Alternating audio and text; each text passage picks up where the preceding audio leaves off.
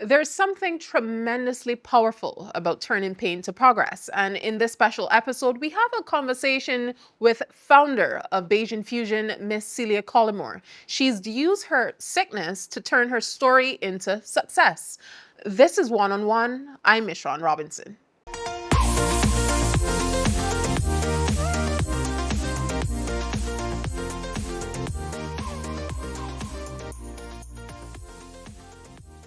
Good evening to you all across Barbados. Welcome to One on One. This evening, we're going to be having a very interesting conversation with founder of Beijing Fusion, entrepreneur and wellness advocate, Miss Celia Collymore. Celia, welcome to the program. Hi, Mishran. Thanks for having me. You are most welcome. So this month is being acknowledged as Mental Health Awareness Month, and you're in this space as a wellness influencer to some degree and also an advocate. I want to ask for our viewers, why was this particular journey for you within health and wellness non-negotiable? Very good question. A lot of where I am now stems on my past, a health scare. Back in 2006, I was diagnosed with hyperthyroidism and Hashimoto's disease. And pretty much my immune system was attacking me. And there were so many symptoms that I experienced. It started with feet swelling.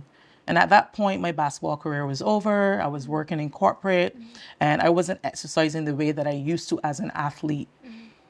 I had every excuse in the book. My feet were swelling. I ain't working out like I used to.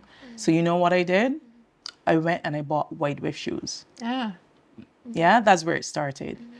Then I started to drop a lot of weight. And then that went into body. I had a intolerance for heat. My body was heating up. My skin was very dry. I would go get my hair done or get a pedicure, and the ladies would say, "Are you okay? Something's wrong. Your hair is very dry, very brittle." Yeah. Underneath my feet were flaking like fish scales. Wow. Yes. Wow. And the first question she asked me, "Are you seeing someone else?" But those were all indications that something was wrong. I used to get pains in my heart like I was getting a heart attack. I had body tremors when I sleep. The person I was dating at the time would say, like, "You're trembling in your sleep." I didn't know that because in my head I am sleeping. And then there were moments then I couldn't sleep. And I would cry all the time, like, "God, I just want to sleep." And I would go to work. And that's the moment where I'm really tired now because you're up all night and you're at your work desk now and I'm like breaking my head off. And I remember saying to my boss at the time, if you come out your office and you see me sleeping, it's not because I'm not being productive. I'm just not, something's wrong with me and I'm not sure what. And one day I was on the train from Westchester down into Manhattan and a man just said to me, "Celia, touch your neck." And I touched my throat and there was a protrusion. I was like, that's weird. So I went over to the corporate doctor. Our company had a corporate doctor and I showed her and she said, "You have an enlarged thyroid." I didn't even know what a thyroid was, And this is also to say, as human beings, we have our bodies and we take it for granted. We don't really understand our bodies the way that we should. And she asked me, do you know of any thyroid conditions in your family? And at that point, I didn't know. So she said, "Well, you need to see your primary care physician. You need to get a number of tests run, but you need to find out your family history." So literally, I didn't even go upstairs to the office. I had to go straight to my primary care doctor. And it became inflamed thyroid. We need to ultrasound. We probably may need to operate on you, cut it out. Was your neck hurting at the time or? It was not hurting. It was just all of these symptoms were just happening and they were all signs and I was just really ignoring them. And I say all of that to say too, as I even connect with people on a day-to-day basis, we all want to play doctor. And we need to stop playing doctor because it's not normal. When something in your body is different from usual, it is not normal and we need to see someone. My heart rate was so fast. Like I could not work out for 1 year. Oh, wow. If I barely go up steps, it Yeah. would be as if my heart is walking out of my chest. Were you overweight at the time, I or was not you were overweight. not overweight? And hyperthyroid is hyperactive. So I was losing weight. So my body was in overdrive. Eventually, I got treated where I did radioactive iodine, because the other alternative would have been they would have had to cut my throat and remove the thyroid. I have keloids. No, you're not going that. I can't imagine seeing a big scar or growth in my neck. Yeah. So I'm going to do the radioactive iodine. So I did that. I was radioactive for about a week. I had to be away from people for a week because especially older persons or babies, pregnant women, I given off radiation. I couldn't impact them. So I had to be home for a week. And let's just transition over a year, I had to take 6 pills. Every day of my life, I had to take six For over a pills year. over a year. And then every month, I had to go get my blood checked. So I tired of just getting those needle sticks, but it was important. A lot of things I had to cut out of my diet, a lot of sugary stuff. I had to cut out of my diet, cheese, so many things I had to cut out. What were they inflammatory foods that you had to remove Absolutely from the inflammatory diet? foods. And it was in that moment too I wanted to live. And I literally said, God, I really want to live. I'm too young. At that point, I had to be like 25, 26. I'm too young. I didn't believe that I could live past 30 with this condition. And I said, all right, whatever the doctor tells me to do, I'm going to do because I want to live. And I went from 6 pills to 5 pills to 4 pills to 3 pills to 2 pills to 1 pill to half a pill to no pills in 3 years. Wow. Yeah. And it was in that 3 year moment too. I was also moving back to Barbados. And the doctor said, when you go back to Barbados, make sure you always get your blood check every few months. I came back as an entrepreneur, trying to make things happen. I wasn't even thinking about my thyroid. Got work to do, money to make. And I wasn't thinking about my health the way that I should. And all of a sudden, I just start feeling tired again. Like, When what's you moved going back on? to When I Barbados, moved back to what year was Barbados, this? I came back to Barbados 2011, 2011. October 2011. And I was diagnosed in 2006. But then for that, between 2007 and 2010 is when I really went on that journey of becoming better, using the medication, and then eventually having to be pulled off the medication, right? And I then ask questions. Do you know any endocrinologists in Barbados? And persons put me on to Dr. Goddard. So I've been with him ever since. And 2018 was the same thing again. I couldn't really exercise. At that point, I was teaching fitness classes. And thank God that I did routines that the women learned. Yeah. So I literally was just instructing. I was the person moving. I was just kind of talking through the routines up until I can bring my body up. It's like you're topping up your body with medication. Because remember, I was off for a while. And then once I got with Dr. Goddard, I had to go back on medication. And today I'm still on medication. And it seems like it's indefinite. All right. And I have friends over the years that say, Celia, you can come off, you can do this. I feel better with it. When I'm not using it, my body starts to break down. I get brain fog. I get forgetful. There's so many things that happen. So you know what? Something's going to kill us at some point. Right. But I'm going to do what makes me feel better. And taking the medication right now makes me feel better. But I also eat really well. I exercise. Yeah. I focus on getting ample sleep. Focus on keeping stress at bay. So for me, everything kind of works for the greater good when it comes to my body. So, Celia, considering all that you've just said, 2006 was the year that you were given the diagnosis, right? Yeah. Take us back to life before then. I know you would have spoken to your days at Courage and Parry as well here in Barbados before you left for the US. What was life like then? You were a busy person, you were an athlete, you were well respected within the school system. But even though you were physically active, your diet was still not the best. Oh, no, it definitely wasn't. So that's why I am not as hard on people as people would expect me to be. Yeah. Is because I was that girl. Yeah. I was that girl with so many of my family and my friends that we ate a lot of junk. Thank God I was active. But when I think about the junk food that I used to eat, it was really bad. And we were talking about this earlier. Our culture is like, you're going to school, you're buying snacks. So from primary school into secondary school, it was always about snacks. On Saturday mornings, I would go to Lionel C. Hill with my auntie, right? And we would buy snacks and, well, food too, but there was always snacks. As children, we always wanted snacks. And at that point, there was no one out there saying don't eat snacks. It's not healthy, it's not good for you. But I think when we think about Barbados now, I think the Ministry of Health and Wellness has been doing a fantastic job in terms of bringing that awareness and really getting Barbadians to see that over processed food, right, is not good for you. Yeah. So within school, I wasn't eating well, but I was active, and I think that helped support me not being able to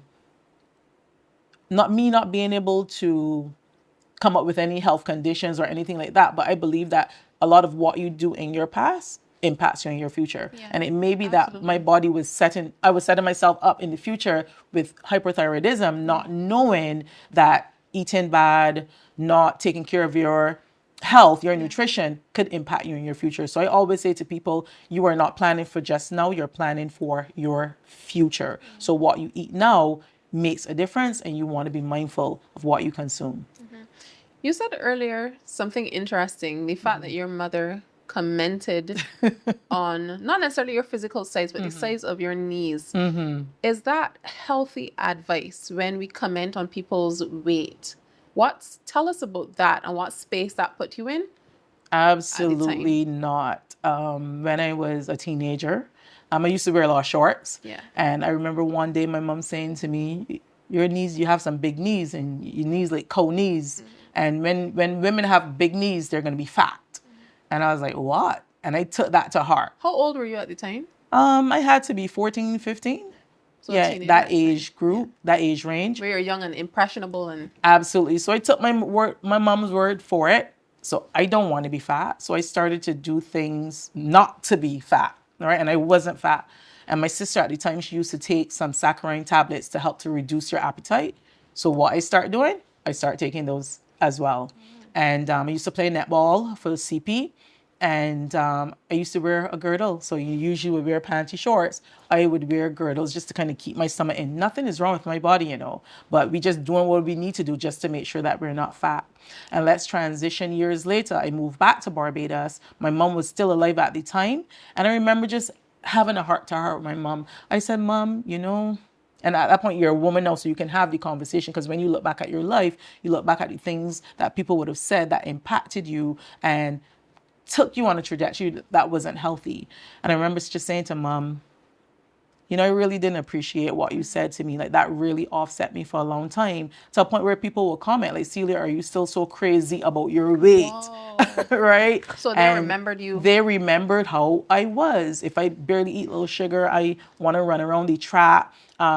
Fish soup for lunch. Extreme. It was very extreme, and I didn't even realize it was extreme. But I'm glad that I was able to have that conversation with my mom, and I was also happy that I got over that mindset of feeling like you're gonna be fat. I literally said, God, if I'm gonna be fat, I'm gonna be fat, but I'm gonna do whatever it takes to make sure that I don't become fat. So I released that. But I also had that conversation with my mom, and I forgave her, released her for that as well. Fast forward to 2026, tremendous changes have occurred within the life of Celia Collymore.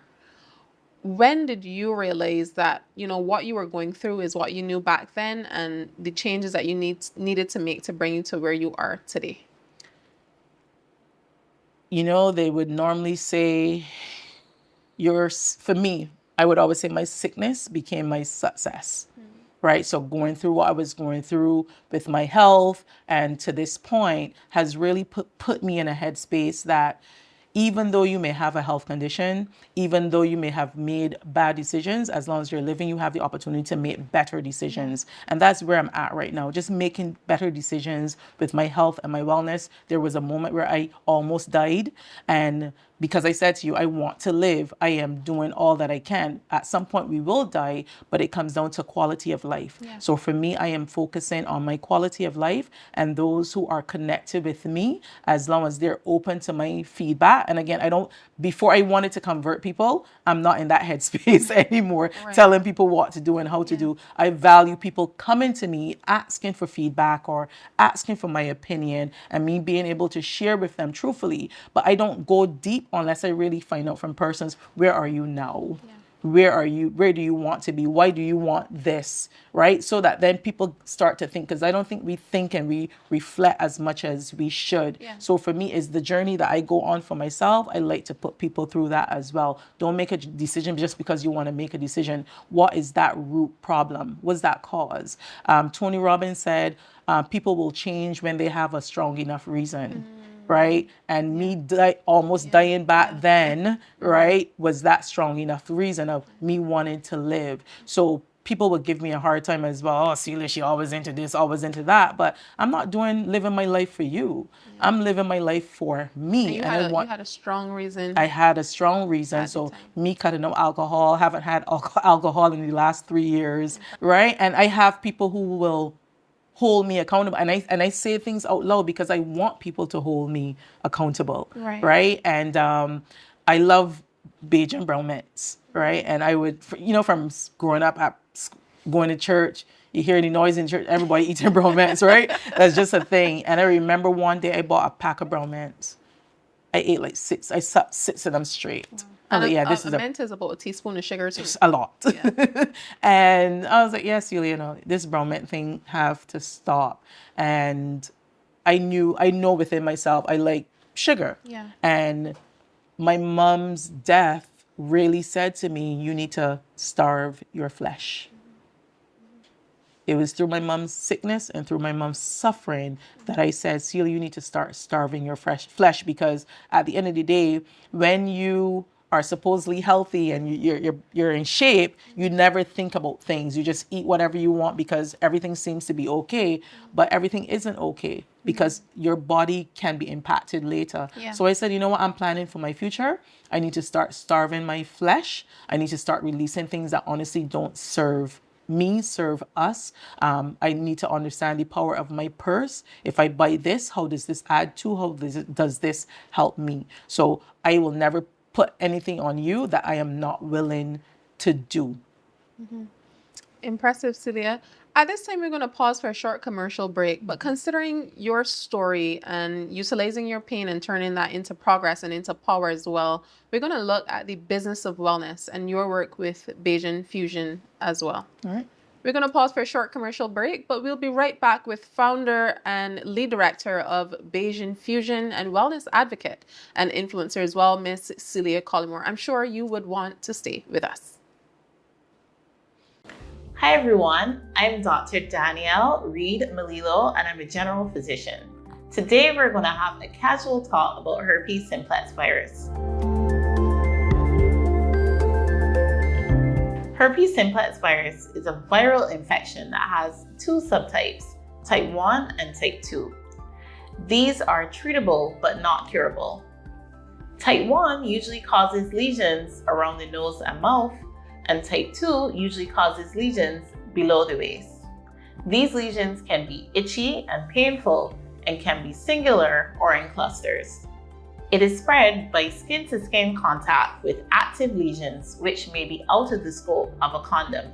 Herpes simplex virus is easily treated and should not be stigmatized. So use protection and get tested today.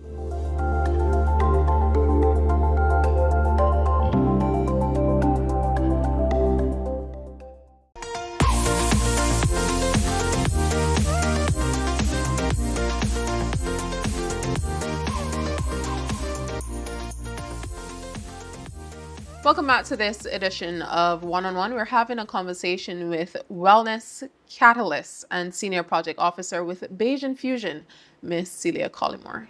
Celia, we promised our viewers to touch on the business of wellness to some degree. So when did you realize that starting Bayesian Fusion was worth betting your entire career on?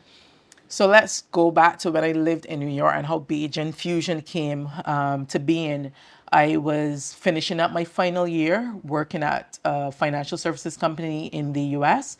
When the economy tanked in 2008, it became that the company and other companies in the US were not renewing a lot of visas. And my visa, along with others, were one that was not being renewed. So 3 years prior, I knew not going to renew my visa. What am I going to do? I've never worked in Barbados. I can't imagine coming back to Barbados and working. So I was thinking about, all right, maybe I should go to London. Maybe I should go to Australia, everywhere but Barbados. Because in my mind, I never worked here. And I didn't know what life would be like coming back to Barbados. That moment of knowing I had to come back to Barbados, it was someone made a decision on my life and changed the whole trajectory of my life. And I knew that I didn't want to ever have that feeling again. Yeah. So how do I start to improve myself? How do I start to build up my skill sets so that then, regardless whether I work for someone or not, I can do certain things because I have certain skills. And so it didn't work out that the company, I would transfer to other areas of the company. So I had to come back to Barbados. It was painful. And that was also with my thyroid. So not only am I dealing with my health condition, but now I have to move back to Barbados, never working here. So 1 year prior to me coming back, I was introduced to a fitness movement, and they were playing a lot of soca, a lot of reggae, and one of my colleagues, Cecilia, you know, my instructor, she has a fitness movement. You should come and join. He playing a lot of soca and reggae, right? Your kind of music. And I was like interested because, again, when you are in the what we call the rat race in the US, I ain't thinking about things Bajan or Caribbean or anything like that. But that became very refreshing. So I actually went to one of the fitness sessions, and the lady was Caucasian. And when you look around the room, nobody really look like me. Oh, wow. But them walking up to soca and stuff, and they're playing Rupee, they're playing Alice Hines, they're playing Lil Rick, and I got that aha moment. I'm like, y'all need to come to Barbados though. Like, you enjoying our music, but you are not there. Like, you need to come to Barbados. And I went to work. So this is like around 2005 or so. I came home in 2011. 20. That was 2010. 2000. Yeah, 2010. So after post-diagnosis. Yeah, post-diagnosis. I became very active. So I went from hyper to hypo, and I started to gain weight. So I went up to 170 pounds. So just imagine me a few pounds heavier. My face was extremely big, and it was when, all right, I need to get back into fitness. And that's how I started to get back into fitness, started going to the gym, and then I was introduced to this fitness movement.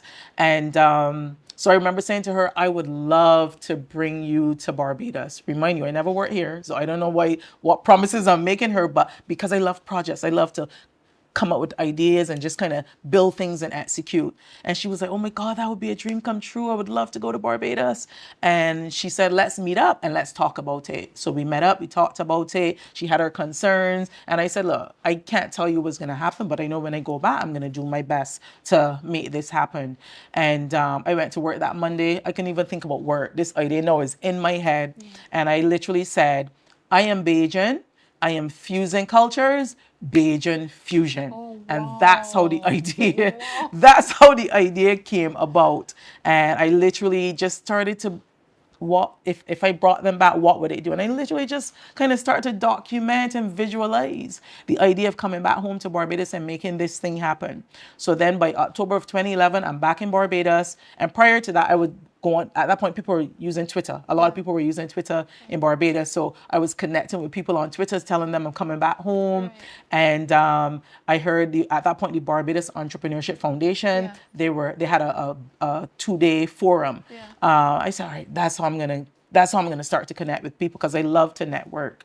And I guess it was almost, I don't know, 300 and something US.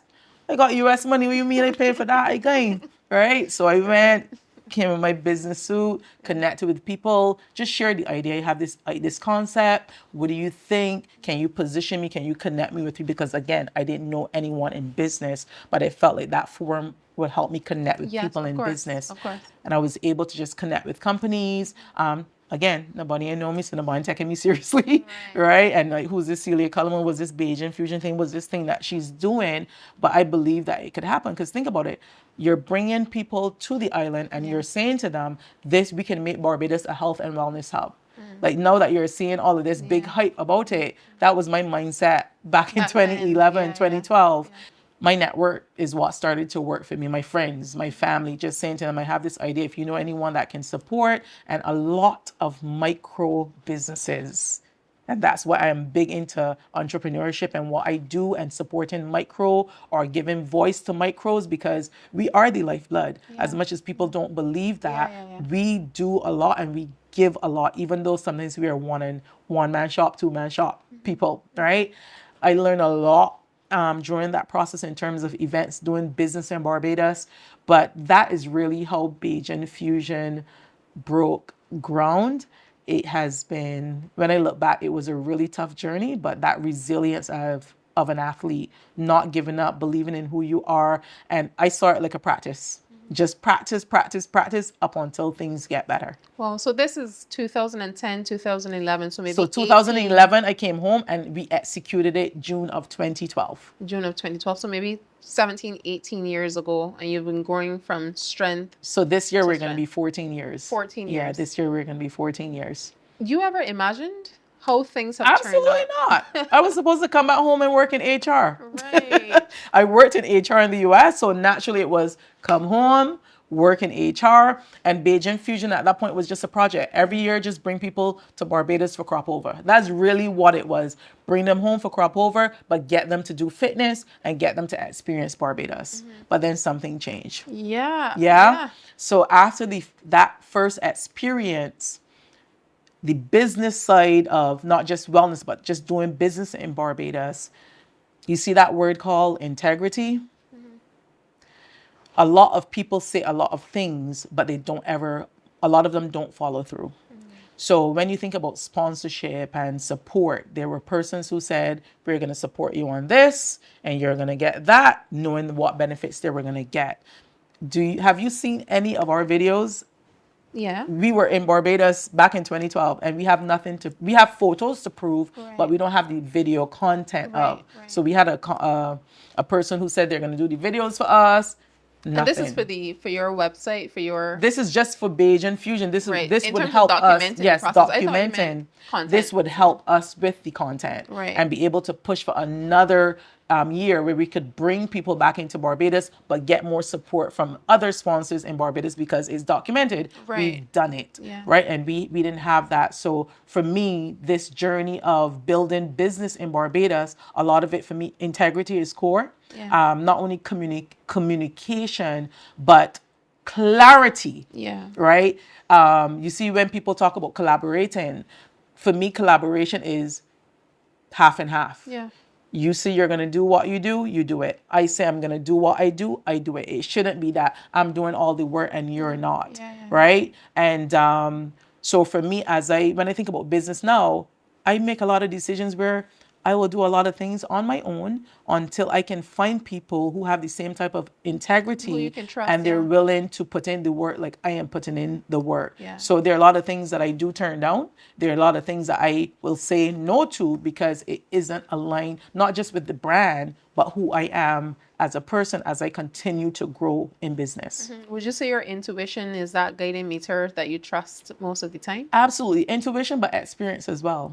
Right? And I think that when you think about business, I don't think that people see the power of building authentic relationships. So yes, you can execute things with people right away, but it's so much more profound when you are connected with people and you spend time over time getting to know each other, understanding what works, what doesn't work, what your strengths are in business, and being able to put something together that makes sense. So I take business very seriously because it was hard for me to get in. And thank God for my mentor, Lynn Rollins. She really got me to understand business in Barbados and doing business, but I obviously had to do the work.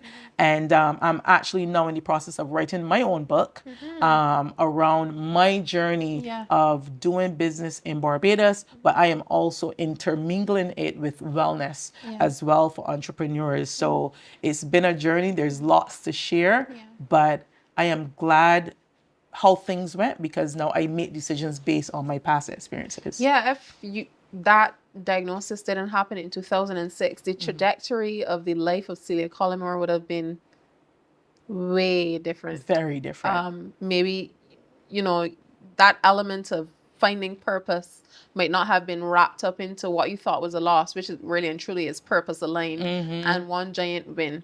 So you've had a serious lesson that you've had to learn in business in 2012 with that person who was supposed to deliver on content and production for you to document so you can access grants. What are some of the greatest wins despite those challenges coming out of the development of Beijing Fusion? I think I'm most proud of me not giving up on the business. So, like I said, we started in 2012, and in 2014, I was ready to call it quits. Wow. Ready to call it quits. And that became, you're putting in all this work.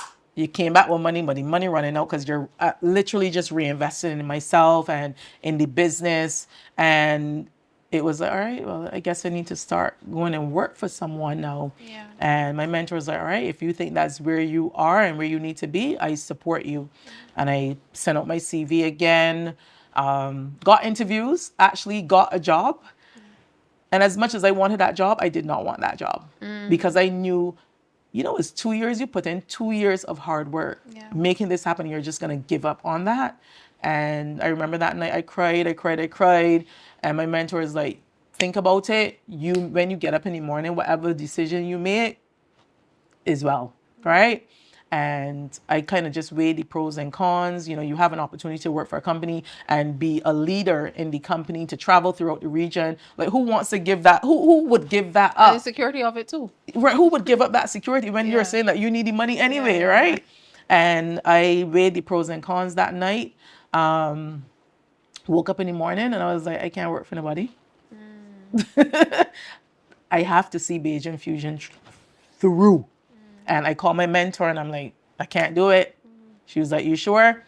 Yep, I can't do it. And to this day, Beijing Fusion. Wow. Yeah. For any young entrepreneur watching the program this evening who might have started a business for the last 2-3 years and are considering the safety net of a 9-to-5, but they have this burning passion, just like you've had a burning passion for Beijing Fusion, what would you tell anybody watching the program this evening? I would first say, just like I did, weigh your pros and cons. Right. Not everybody can stomach or have the resilience to just throw it all in and say, let me go here. I think there's something powerful about young people getting experience from others. Yeah. So I would say to a young person, if you believe you have the grit, if you have money put aside that you can say, I'm not going to work for someone and I'm just going to go all in, fine. But if you don't have that, I say get the experience, work with other businesses, work with other companies, build your skill set up, and then take that challenge. Remember, I already lost with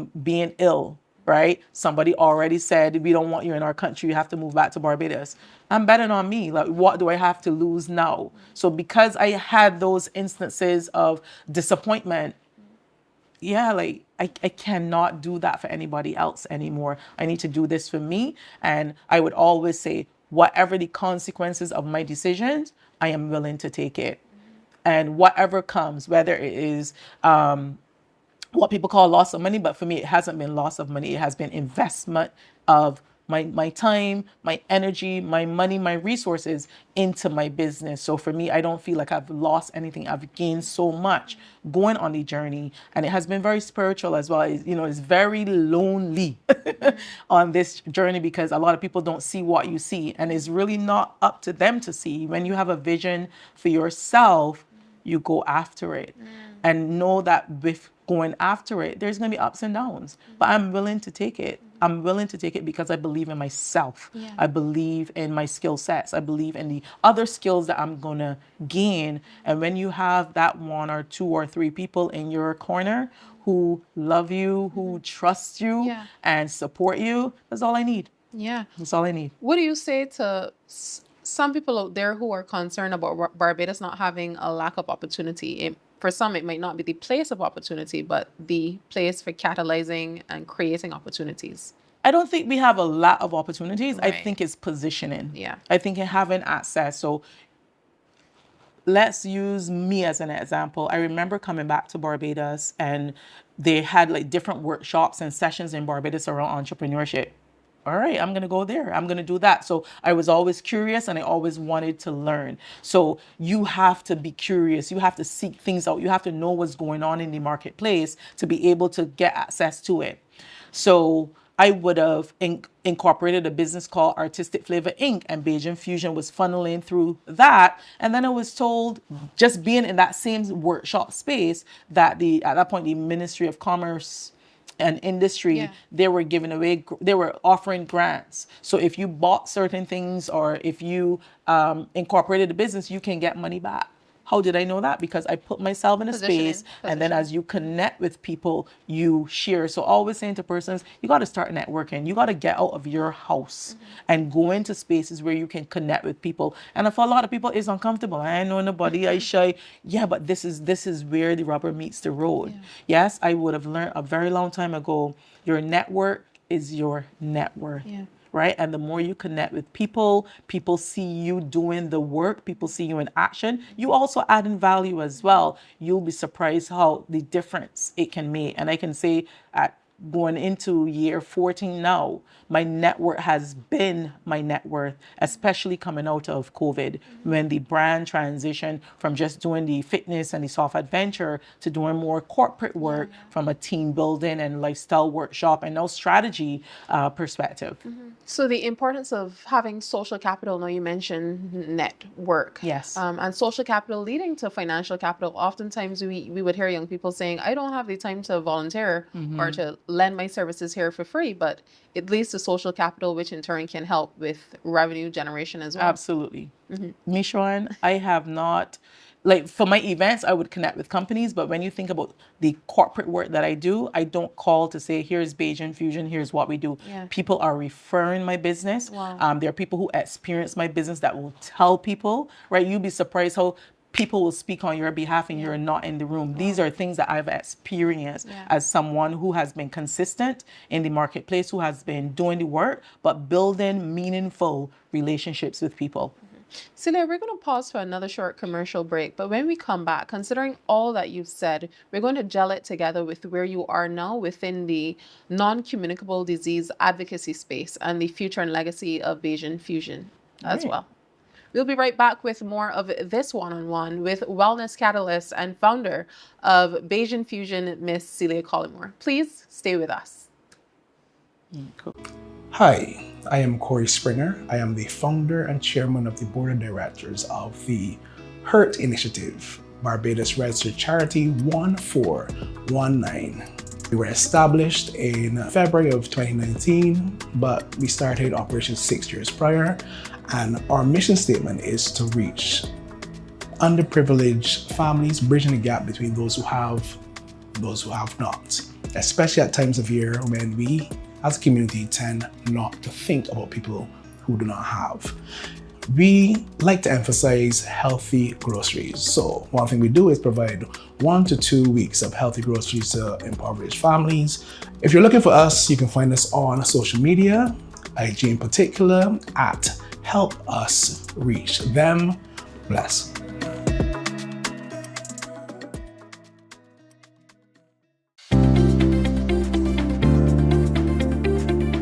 Hi, my name is Barbara Daniel Goddard. I'm the chair and councillor of Advocates Against Domestic Abuse, and we are known as ADA. ADA is a registered charity, number 1397. ADA provides support to women and men who are victims or survivors of domestic abuse and violence. Annually, ADA gets involved with a number of events. 16 Days of Activism, International Women's Day, and Domestic Awareness Month. ADA is always looking for volunteers. And some of the skills that we would like would be persons with fundraising knowledge, marketing, and legal. Visit our website, ada.bb, and you can find all of our social media handles. You can contact us via our helpline if you are a victim or a survivor of domestic violence or abuse.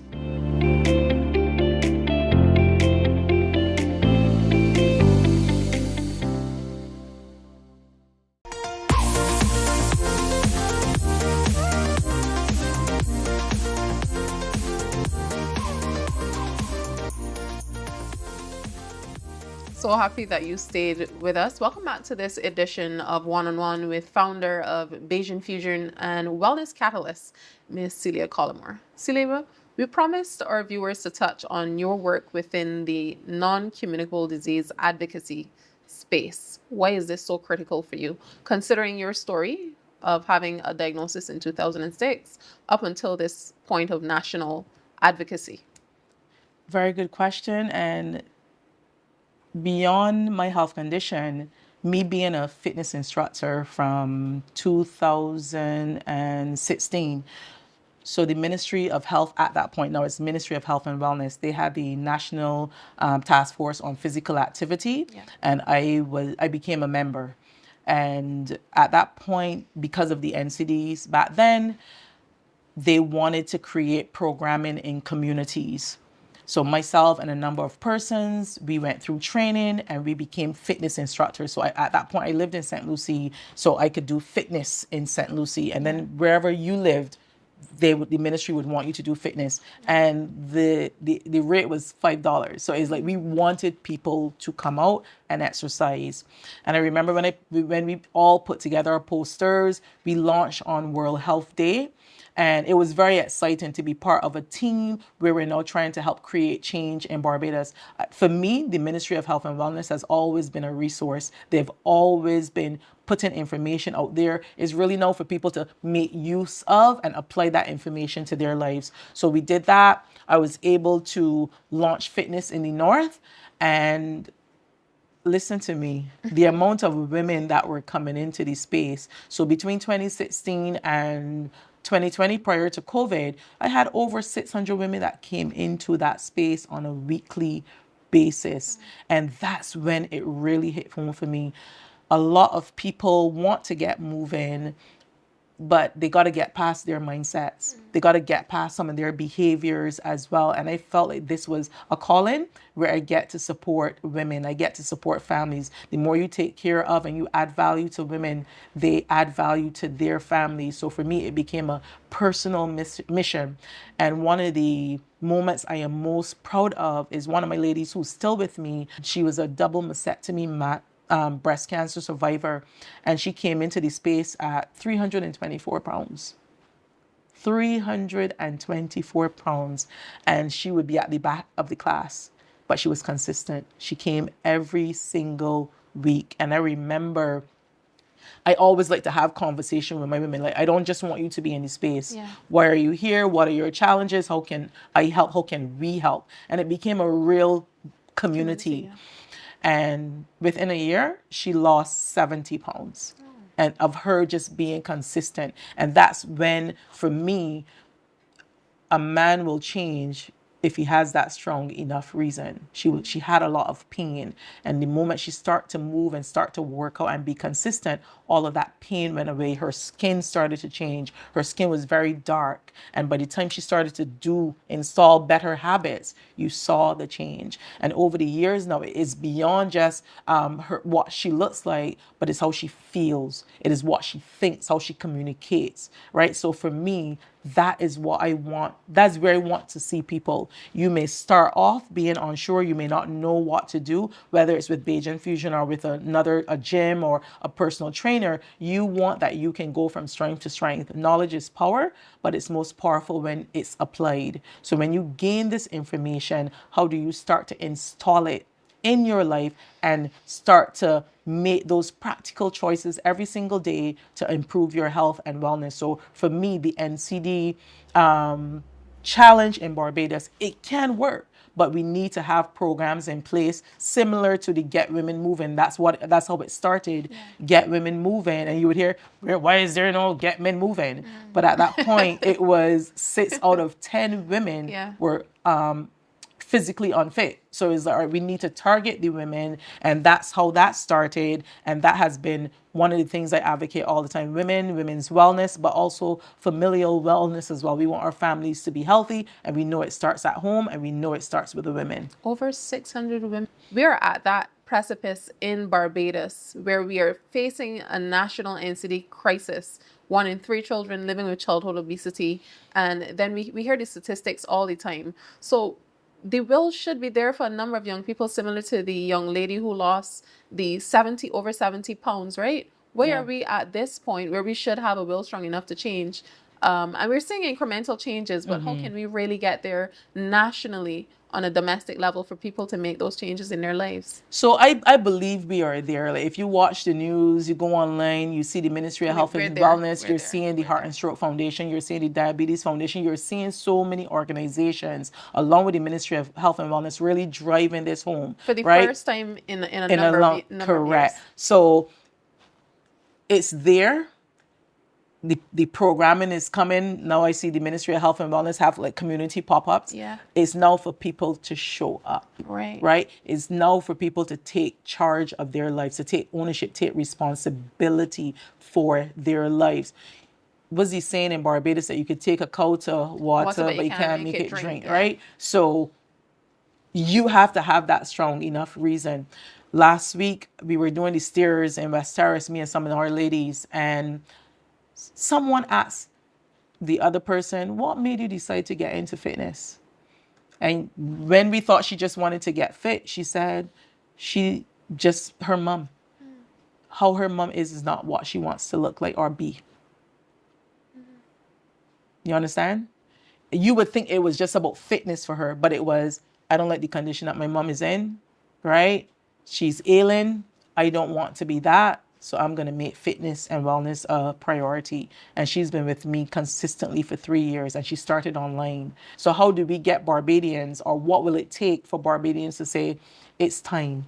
It's time for me to let go of. You know how many people I come up against that say, oh, Celia, you're this and that, you're going to dead anyway. You know me Barbadians say that? You're going to dead anyway, so I can eat whatever I want to eat. But what's the quality of life? That's What's the it. quality of The life? quality of life. A lot of people are suffering. They're suffering in silence. And a lot of people are embarrassed as well. And we have to meet people where they are, right? And it's kind of like you give them the tough love, but you also have to meet them where they are. And if you can help to support them day by day, week by week, month by month, year by year, these are the things that will start to make a difference. But individually, if you are an adult, you literally have to make those decisions. And if you're an adult with children, you have to now say, and I would say to my women, you have children now who are athletes. You need to be able to say, here's why mommy is doing this, and daddy, we're doing these things to make sure you're not just good at what you do, but you're strong, you're healthy, you can produce on and off the court, right? So having the real conversations with our young people and with the Heart and Stroke Foundation, with the Childhood Yeah, Obesity absolutely, Coalition, yeah. right? It's happening already. So it just becomes, we need to be consistent and we need to be loud. You see how negativity can be really loud. Yeah. We need to make positivity even louder, and we need to continue to have the conversations and start to show people this is what it looks like if you don't do the right thing. I think if people start to see visuals of diabetes or visuals of different health conditions, it may pull them back a little and really think about, yeah, I need to do better. Rooting the conversation back to our in-city crisis, for this Mental Health Awareness Month, a major focus is actually community. And you mentioned that you were able to make tremendous change within your life because of communal aspects and people keeping you accountable as well. Community for me is currency. When I think about just the conversations that we have in our spaces privately, the women really value it. And when I think about someone who was born in hospital but raised in St. Lucie, I've always been in a space of community. Everybody got along. And for me, I wanted Beijing Fusion to have that same kind of energy in terms of community where we're looking out for each other. We're not asking people to be best friends, but let's look out for each other. If you see something here, something that can add value to me, that can support me, let me know, and vice versa.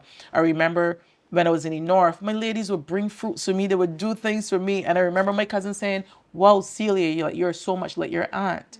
Because my auntie was a real community person. The children would come to the house, they would play games, she would cook, right? And a lot of what I experienced growing up as a child, that is how I am in my adult life. So that really has rubbed off. And our slogan for Beijing Fusion is fusing fitness empowering borderless communities. So when I put things out in the universe, for me is to be able to live that, but get people to experience that as well. I'm never going to be someone that is going to say something and you not experience it. We want people to have those lived experiences, and community for me is that you are here, you want to get there. How can I support you on that journey? And trust me, they're adding a whole lot of value to me as well as I pour into them.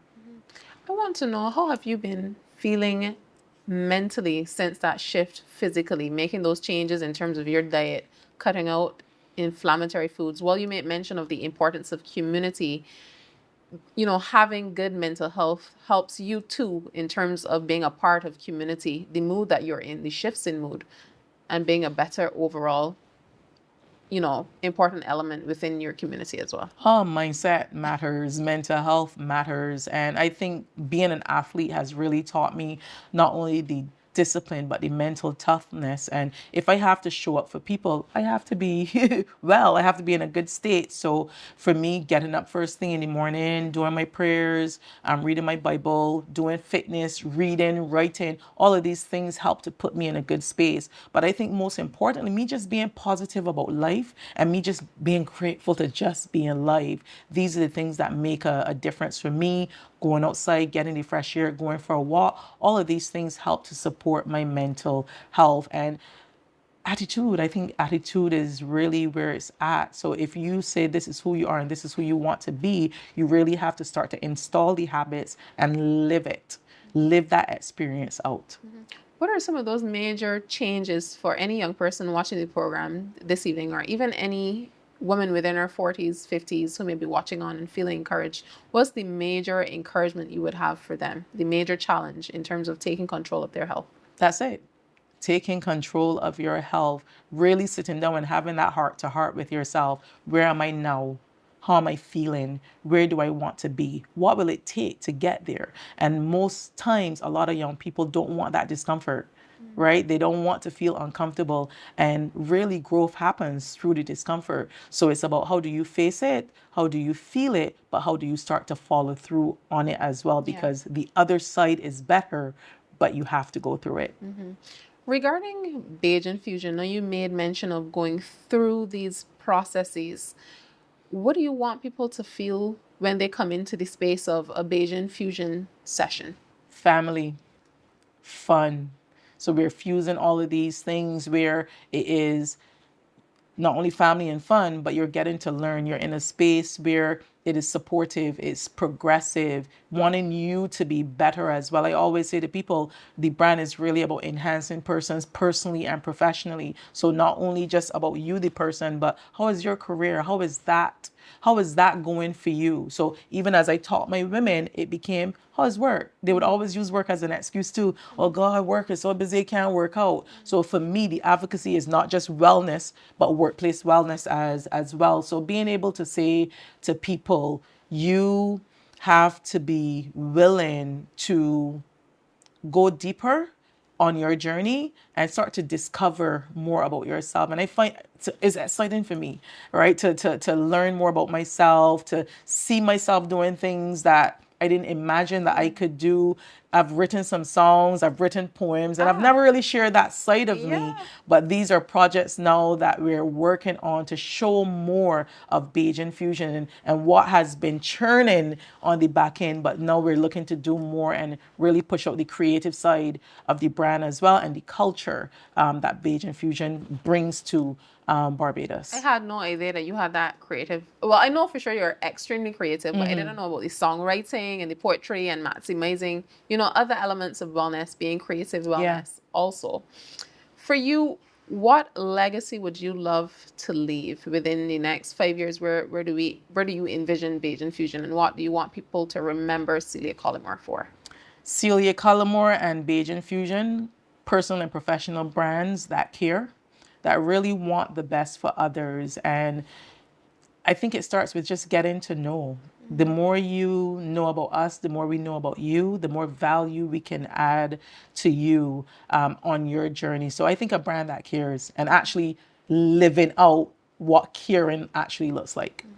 I know we didn't touch on this deeply, but some of the policies that you're also advocating and lobbying for within Barbados? The National NCD Commission. I was appointed in 2025, the last administration, and I'm also on the Promotions and Awareness Committee for Workplace Wellness. And those are things that are also very important to me. So I'm glad that persons saw the value that I've been adding in the marketplace and willing to have me be a part of that. And it's the same thing too, being able to be practical, but taking action as well. I know sometimes we do a lot of talking.